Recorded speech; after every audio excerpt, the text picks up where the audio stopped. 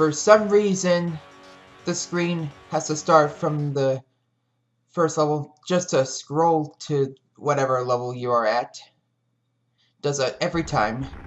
Thankfully, you could just skip it pretty much immediately, but that is still a design flaw I felt like pointing out. And here we are at the first horizontal shooting level, outside of jetpacks anyway. You know what I mean. These parts were also not included in the Amiga version, which I probably failed to bring up. There's not the Lost Dimension, but Gym Power on Mutant Planet.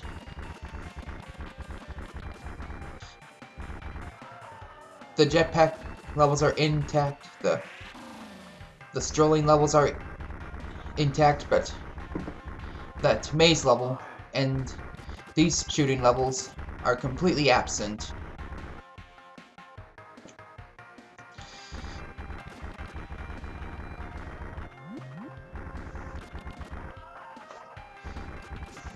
Apparently wants to stay silent just so you viewers can hear how awesome the tracks truly are.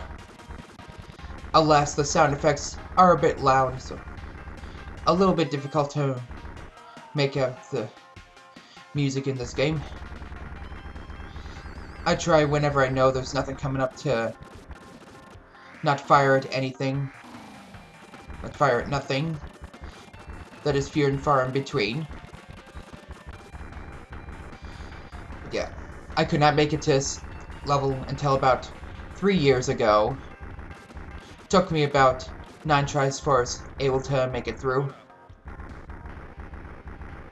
Not quite the most challenging levels in the world, but they will still take your lives one by one if you don't know these following tips. Whatever looks like is in the foreground, except for landscape, you will not actually collide into. Be sure to stay in the back for the most part. Memorize whenever there are multiple paths, for one of them paths will occasionally end up killing you.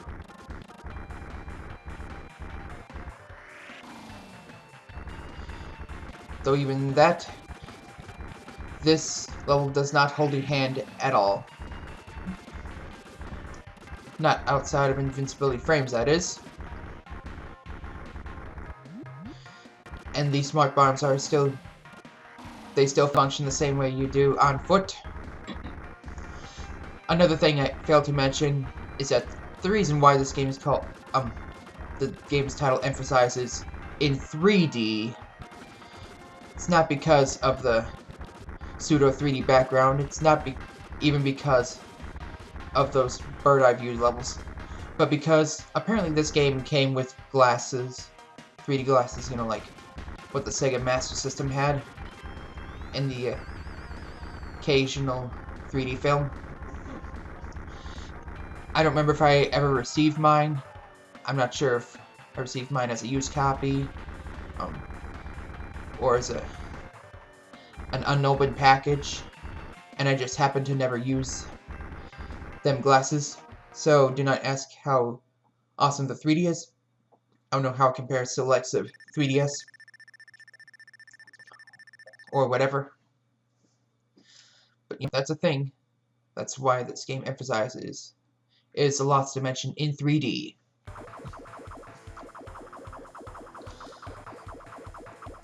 Here's another jetpack level, and yep, I die instantly. I generally take out my deaths, but because I only just started this boss, it felt rather pointless. May as well show off the continue screen once. So yeah. Afterburners. Avoid those. It's not like they're part of the background like in Sonic 2 or whatever. Anything that touches you will put an end to your life.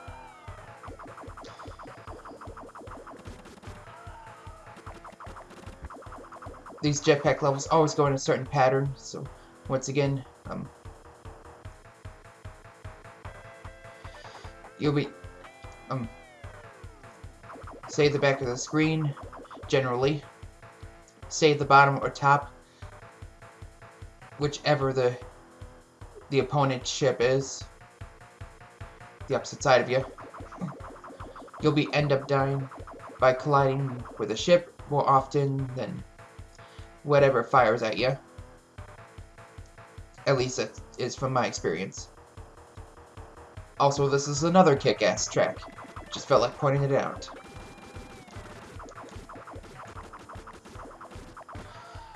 And that was a close call. Once it flashes white like that, it's not really flashing, it just becomes all white. And again with the scrolling, that's the end of the battle, and you don't have to worry only about being in a certain part of the screen. Muten's Forest. Because the Amiga game's called On Mutant Planet, I wonder if these names stayed intact. But, hurrah, another foot level, I guess.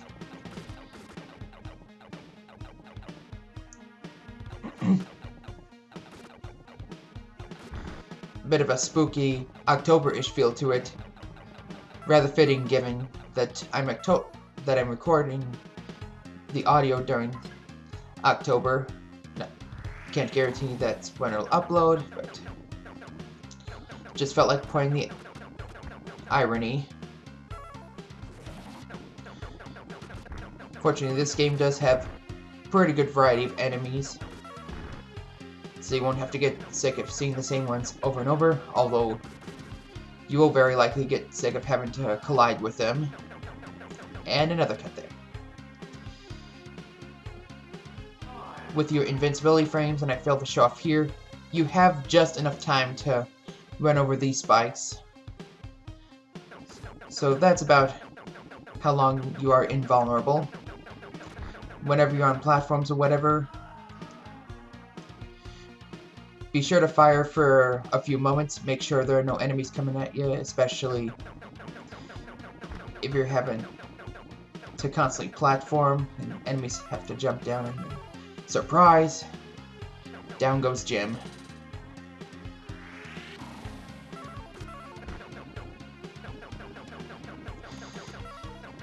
Seriously, those keys are generally right in front of you. They're rarely, if ever, hidden anywhere particularly clever. So it just feels kind of pointless to add them if you could just get them right in the open. They don't really make the game more challenging. They don't even make the game that much longer. They're just kind of there. You just have a bunch of locks to pick.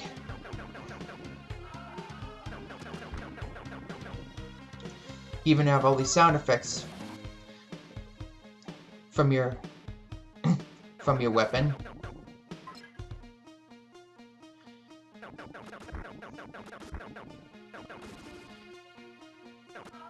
See, when it's not a straight path, be sure to back up a little bit. You never know what's gonna come at you. Not unless you've experienced this game an abundance of times. Also, this is another track I quite like. Hurrah, three-way shot.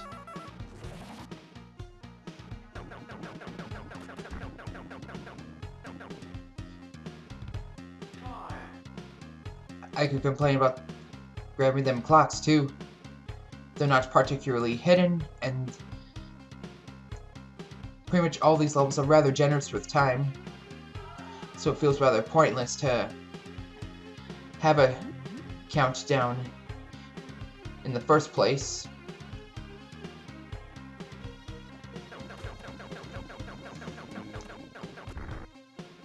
Pew pew pew pew pew pew pew pew pew pew pew pew pew. That's a lot of what you're going to be hearing. And fortunately, it's not as noisy as if you're in your ship. Could still hear the music pretty well. Here's a boss that sort of borrows the same pattern from that first boss you face. The one that jumps forward twice and backwards a couple times.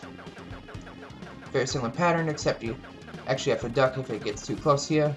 And then just keep firing away.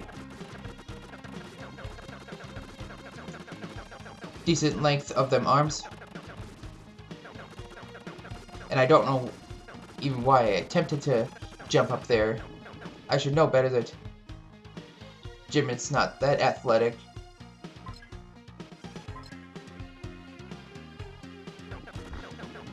Definitely not one of the higher jumpers when it comes to video game icons. Although referring to him as an icon is a bit of an overstatement.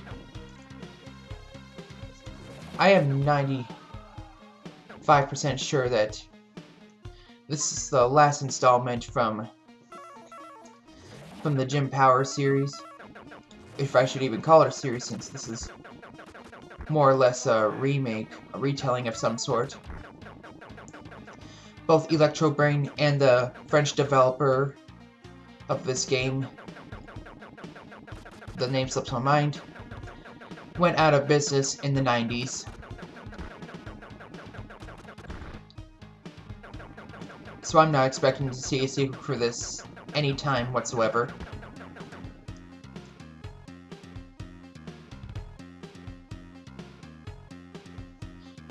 One thing I'd like to point out, what is with the background is clearly scrolling in the wrong direction. I could only see it working if, like, these on-foot levels took place in a cylinder and you could only see the inside of it. That's the only way I could see how it could work. And that was one of my more nerdy statements. Dem zombies. They just keep popping from underground. Taking care of some of them will not have them pop up from soil. They will just keep coming to you. So once you dispose of them, flee to a safe spot.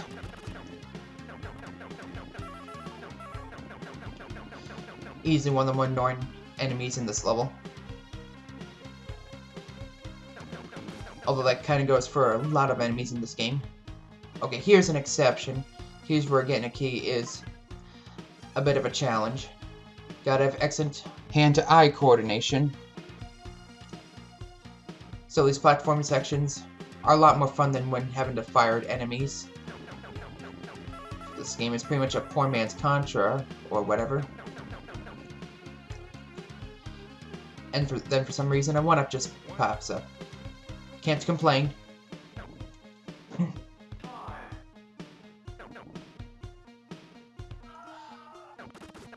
I remember this level was a rather close call.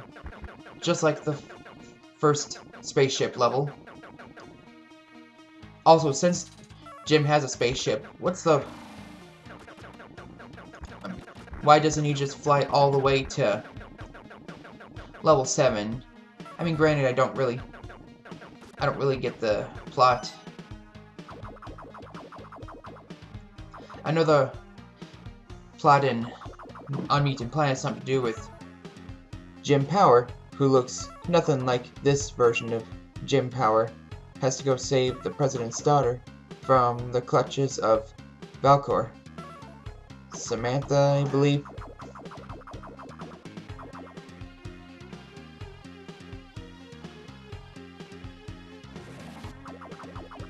Patience, patience,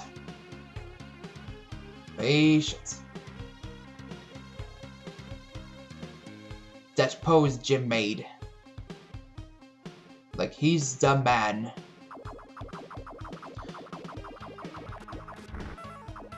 Who can't shoot more than a couple directions.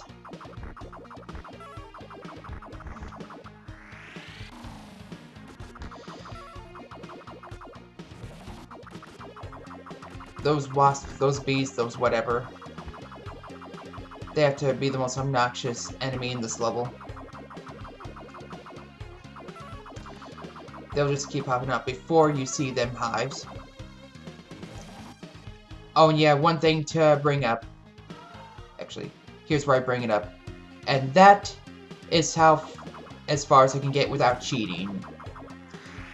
I'm not sure if we'll put this in the annotations, or if I'm just going to put in the video itself, but I use some cheat codes in order to be able to skip levels and be able to give myself 9 lives whenever I please.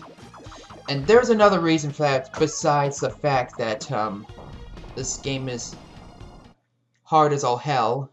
One problem with this game is that sometimes throughout these levels, the game's audio will start messing up, making this rather unpleasant sound. Then eventually the game itself will freeze. Pray tell, how is that even fair that if the game is just gonna kick me off, if the game is just gonna force me to reset, then why shouldn't I be allowed to put in cheat codes to get back to where I was? Just asking. I pretty much have no choice but to end up skipping levels just for even a chance to finish this game. It's probably more to do with how old this cartridge is. I've had it for nearly 20 years after all, but still, I am sorta kinda getting Super Star Wars vibes from the scenery.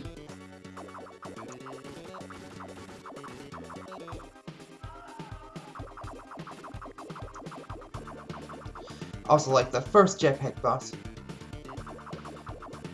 Hovers in the foreground and background in circles. Kind of copying and pasting, but at least the design is completely different.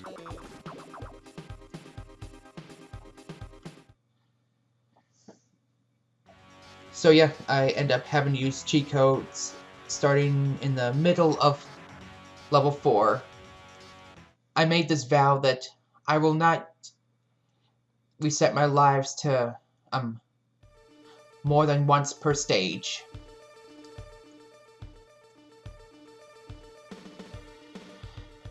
In this particular level, I don't even need him. This is probably the easiest level in the game. That being said, the controls here are rather sensitive, so if I end up looking like making Jim look like he's driving like a drunkard, I'm not entirely at fault. The controls are a bit on the sensitive side. They don't exactly feel good. And this is the only level that you'll have to actually worry about the time. I say that and it's the easiest level in the game. Yes, it is.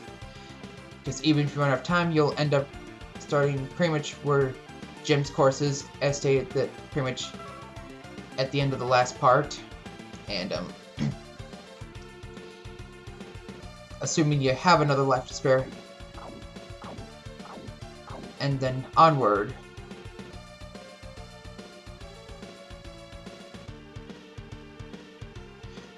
Lots of them obstacles, like records, which spin even more quickly than had you been on foot. Some spikes on walls.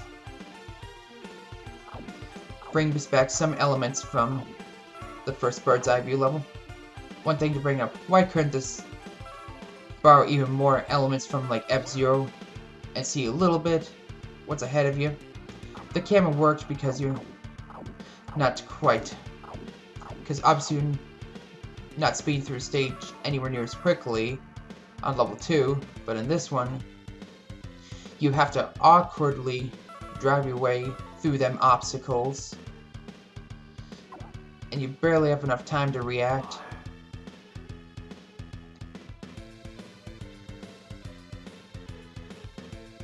So yeah, an F-Zero like camera view would have benefited this level tremendously. Still, it is kind of fun in its own way. I pretty much don't bother collecting them gems completely after level 2, and for this one, it's a final nail in the coffin. It's like, why even bother? I know they're not benefiting me, they're just slowing me down. I barely have enough time to make it as it is. So yeah, they're just points, they're just for high score bragging rights. just making this far into the game. It's plain enough for bragging right as it is. And what was the point of that clock? You're right there at the end.